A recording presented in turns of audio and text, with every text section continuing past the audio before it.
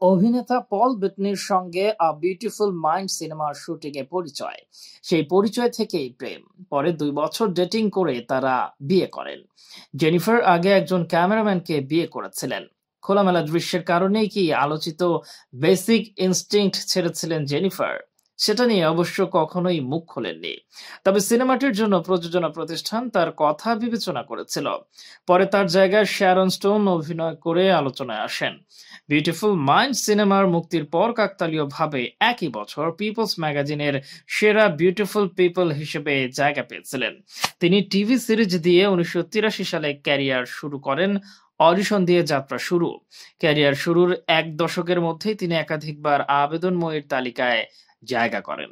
আবেদনময়ী তালিকায় সবসময় তিনি এগিয়ে থাকতেন। দীর্ঘ ৪ দশকের ক্যারিয়ারে তিনি ভক্তদের ভালোবাসা পেলেও একাধিকবার বিতর্ক তৈরি করেছেন। খোলামেলা দৃশ্যে প্রায়ই হাজির হতেন, যে কারণে কাঙ্ক্ষিত নারীর তালিকাতেও তিনি জায়গা পেয়েছেন।